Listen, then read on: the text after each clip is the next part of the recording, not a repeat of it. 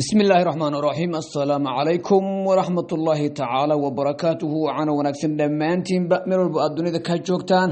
waxaad ku soo dhawaataan warbaahinteena Mogol Media iyo wararka caalamka ugu dambeeyay ee barnaamijka la yiraahdo dunida iyo haatan Mogol Media iyo Qudus News ayadna nagala socotaan waxaan barnaamijka ku soo qaadan doonaa hadii la ka dhigo wadahadal xasaasi ah oo ka soconaya caasimadda wadanka Iran ee Tehran iyo u dhaxayaan barnaamijka ku soo qaadan doonaa hadii la ka dhigo madhaba in dawladda wadanka Mareykanka ay gacanta ku dhigtay sarkaal sare oo ka tirsan ciidanka ilaalada kacaanka haddana New York uu ku jiro xabsi ku yaal marka sarkaalkaasi muxuu yahay barnaamijka ku soo qaadan doonaa hadii ka dhigo sarkaal sare ka tirsan ciidanka ilaalada kacaanka wadanka Iran isaguna hada cajiib ah sheegay madaxweyne Donald Trump uu doonayo inuu ku daydo mas'uuliyiin ka tirsan qaaradda Afrika kuwa maamulayay yihiin barnaamijka ku soo qaadan doona hadii la ka dhigo dawladda wadanka Iran iyo wali maamulka markaasay Mareykanka iyo Israa'iil waa isu diyaarinayaan dagaal sokeeye gacanka Hormusna ilaa 25 markab ayaa maraysaday weeraraya ciidanka ilaalada kacaanka wadanka Iran wadamada reer galbeedka oo isku diyaarinaya soo saarista gantaalo hududoodu ay dheer tahay wararkii ugu iyo qodobada caalamka iyo wixii soo kordha ayaan barnaamijkan ku soo qaadan doonaa hadii Allah weyn ee waahidka ah ee aan wadar u baahanayn u raali ka noqdo adinkana waxaan idin ka codsanayaa inaad kanaalka share gareysaan subscribe sidaan aragtidiina muuqaalka ka dhiibataan meel fog gaarsiisaan aad u mahadsantiin mar walba soo dhawaad hagaag aan ku hormarnay wadahadal xasaasi ah ayaa ka soconaya caasimadda jamhuuriyadda barakeysan islaamiga ah ee Tehran waxaana la guurinaya kulankaas inuu u dhaxeeyo taliyaha loo aaneynayo inuu ka tirsan yahay jawaasiista dawladda wadanka Mareykanka ee hadda militariga wadanka Pakistan maamulaya ninka la yiraahdo Munir ayaa jooga caasimadda wadanka Tehran waxaana kulan xasaasi ah goordhow markaas la yeeshay madaxweynaha wadanka jamhuuriyadda islaamiga ah ee Iran Mas'uud ninka la yiraahdo inkastoo wasaaradda arrimaha dibadda jamhuuriyadda islaamiga ah ee Iran gaar ahaan wasiirkeeda arrimaha dibadda mudane Abbas Araji uu sheegay wadahadal muddo dheer qaatay inuu markaas ay la yeesheen markaa taliyaha militariga wadanka Pakistan iyadoo laga wada hadlayo afkana laga dhowrayo wadahadalada ugu dambeeyay ee dawladda wadanka Mareykanka iyo u dhaxeeyay jamhuuriyadda islaamiga ee Iran fashil inay qarka u saarayeen Pakistan ayaa isku dayaysa labada dhinac inaan la kala tagin dagaalkana la baajiyo maxaa yeelay lacag aad u tiro badan ay rabtaa dunida khaliijka inay kaga xabsato wadamada khaliijka oo iyaguna wadna farta ku haya xaaladda colaadada marka ka dambeeyay cirkas ku sii shararaysa ayaa wadno ku haysa wadamada Carbeed ee dulmiga ku raagay alay taxal marka waxa la leeyahay inkastoo wada hadaladaasi muddo dheer ay qaateen haddana warbaahinta dawladda wadanka Iran faafayn dheeraad ah kama aanay bixin waxa la sheegay wada hadalada la isku jilba muruqsaday inay ka dhaceen caasimadda wadanka Iran ee Tehran dawladda wadanka Iran ayaa ku canduucotay marna inay u tanaasuli doonin dawladda wadanka Mareykanka iyadoo oo la weeranayo Pakistan inay ka codsanayso Iran mararka qaar xaaladdu inay dibciso laakiin mas'uuliyiinta wadanka Iran ayaa guud ahaan gaashaanka ku dhuftay inay u dibcaan handadaada iyo dawladda wadanka Mareykanka fataabaqda Donald Trump warbaahinta ka jeedinayo waxaana ay sheegtay qodobada wadanka Iran inay ku suntan yihiin xeerarka jimciyadda qurumaha ka dhaxaysa waana laga rabaa dawladda wadanka Mareykanka xitaa loogama hari doono waa inuu magdhow ka bixiya wixii uu Iran ka geystay gobolka bariga dhexe gaaraan khaliijka waa inuu isaga guuraa waa inuu farax kala baxa gantaalada iyo xulafada dawladda wadanka Iran sidoo kale tan waa inuu iska ilaawa nuclearka jamhuuriyadda islaamiga ee Iran waa qodobo dhamaantood dacar ka qarar marka la eego dhinaca Washington haddana dawladda wadanka Iran biyo kama dhibcan ay ka dhiganaysa sida u muuqatana Iran hadda beerna xukuma yaalo Mareykanka oo si dulmi u soo weeraray wadankaas muddo 40 maalin ahna weerar culus ku haya hadda marka xaaladda ayaa ku liidata wayna ogaatay dawladda wadanka Mareykanka digdig iyo handadaad aanay waxba looga qaadi karin jamhuuriyadda islaamiga ee Iran dhinaca kale warbaahinta dawladda wadanka Mareykanka ka soo baxday CBS News la yiraahdo ayaa waranaysa in dawladda wadanka Mareykanka wareeg labaad oo dagaal isku diyaarinayso kaas oo la doonayo in dawladda wadanka Iran cadaadis lagu saaro laakiin markaas dhinacaasi ka fiirso maamulka Mareykanka hadda talada haya iyo xukuumadda Iran ama shacabka wadanka Iran isma yaqaanaan dadka reer Iran weligoodba dunida taariikhda looma digdigleen cid walba dagaal isku daydaana weligoodba gacan leh kala laaban hadda marka Donald Trump waxa la leeyahay markale hadii uu wareeg labaad oo weerar uu ku qaado gudaha wadanka Iran halaag kale ayaa dhici doona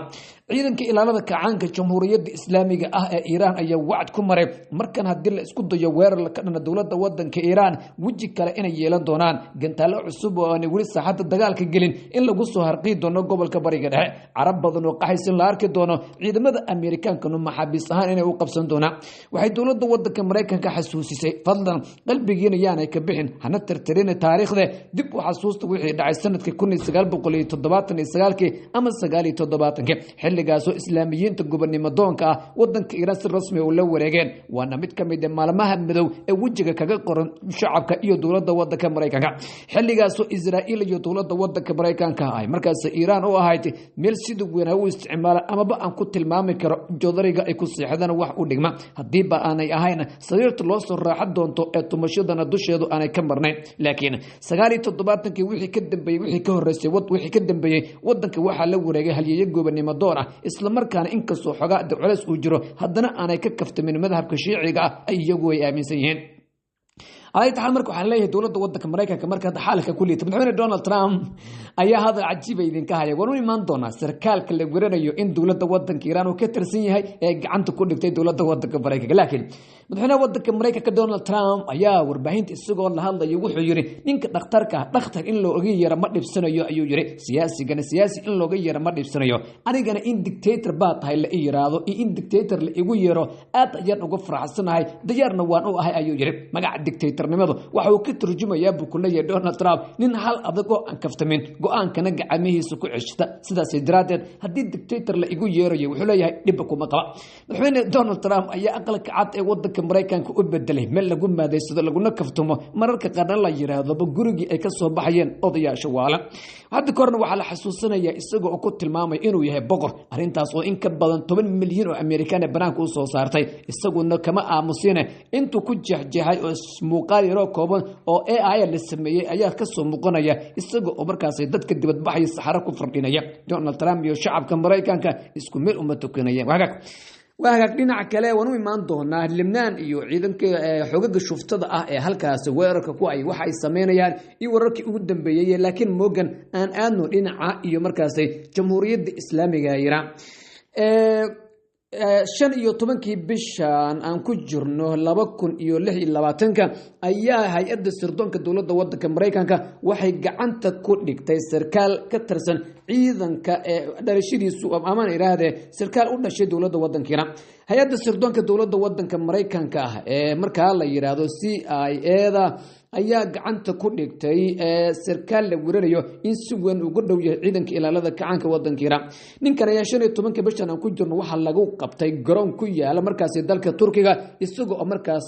halkaas oo inkastoo uu markaa la weerarayo inuu ku sii socday dhinacii wadanka Ruushka ninkan oo la yiraahdo Mohammed Baqir al-Saadi la yiraahdo waxa la weeriyay inuu si weyn ugu dhawaa hogaamiyihii gobonimo doonka ah ee dowladda wadanka Mareykanka Baghdad ay ku dashay sanadkii 2020 waxaan u jeedaa Qaasim Suleymani sarkaal lama ilaawaan ah ninka markuu xalay la yiraahdo Mohammed Baqir al-Saadi waxa uu dhashay wadanka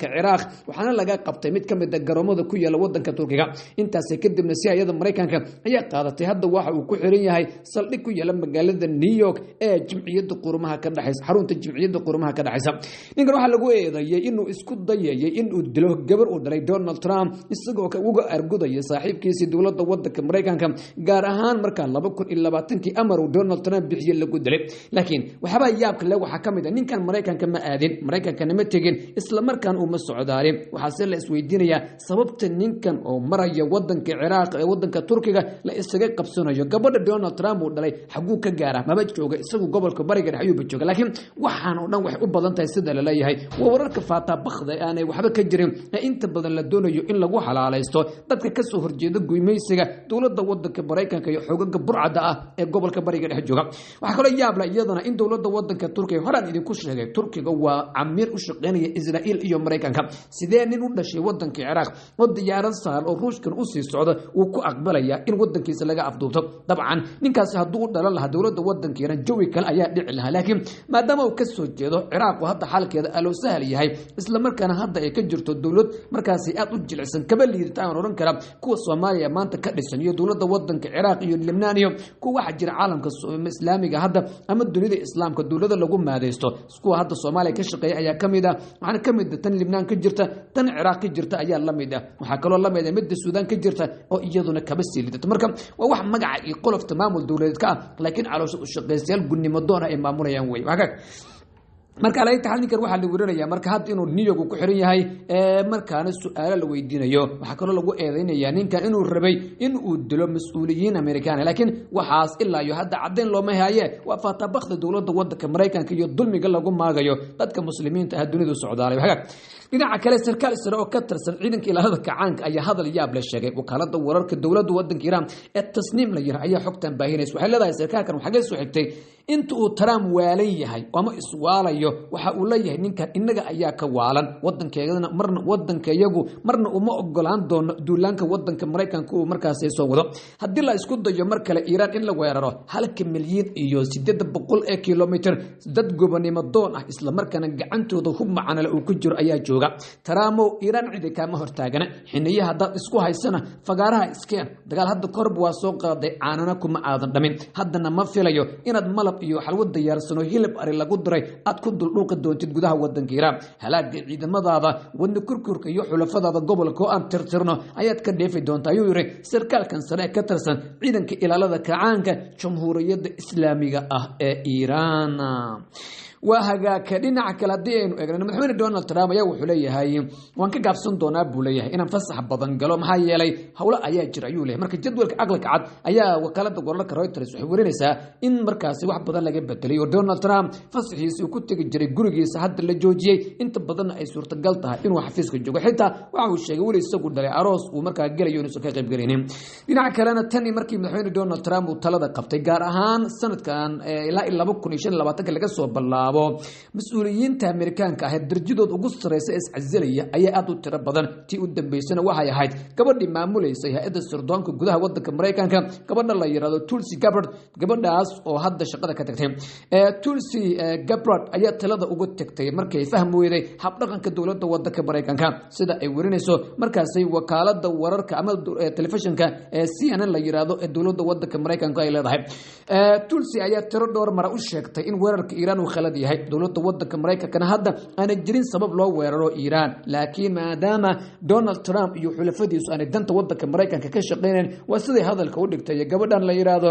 Gabbard ayaa hadda shaqada isaga tagtay wayna iscazishay wayna ahayd mas'uul sare oo markaas ay maamulayay hay'adda amniga qaranka ee wadanka Mareykanka ay tahay marka ka dambeeyay waxa la leeyahay xaaladda aad u sii leedanaysa oo mas'uuliyiinta Donald Trump ee talada wadanka ay dhamaantoodba waa sii tagayaan oo waa kuwa shaqada ka sii tagay aad bay uga careysan yihiin hab dhaqanka madaxweynaha wadanka Mareykanka Donald Trump dhinaca kale Lebanon hadii aynu aadnana waxa lagu ranayaa ciidanka burcadda ee duulaanka ku ah koonfurta wadanka Lebanon ayaa iyaduna xaalado culus ku jira xogaga reer Lebanon ayaa duqeymo gantaala ku weeraray gudaha dhulka xog lagu haysto intaas wax u sii dheer in diyaaradaha droneska ay si baan u gumaadayaan maleeshiyaadka duulaanka ah ee dhinaca iyo koonfurta wadanka Lebanon ka sii socda ciidamada gobonimo doonka ah reer Lebanon ayaa markaas taataka cajiib ah sheegaya in markaa ay ku wajahaan ciidamada afarta jaha ciidanka waa laga jira diyaaradaha droneska waxa kaaga daran gantaalada raadsanaya taangiyada iyo baabiyaasha maamulka shuftada ah waxa intaas kaaga daran mararka qaar gantaalo iyo madaafiic yalla iska horgofaya saraakiisha ku sugan koonfurta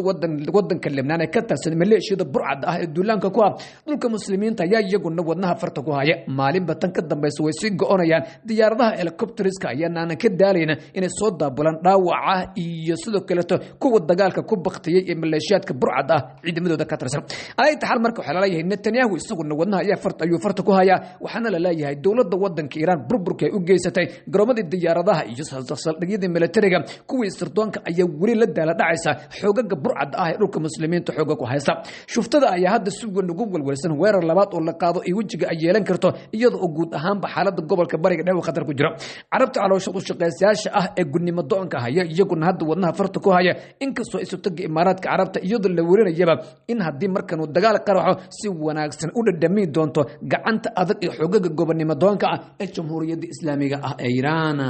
waxa ka dad maasantiin wararkan ayaa marxaladan hadda la jooga dunida ugu sareeyay wixii ku soo kordha haddii Allah weyne waahidka raali ku noqdo wanada la wadaagi doonaaye adinkuna hamuugaanina kanaalkana subscribe siisan la wadaagta saaxiibadina muuqaalka aragtidina ka dhiibataan dibitaanu kulmi doono nabadgelyo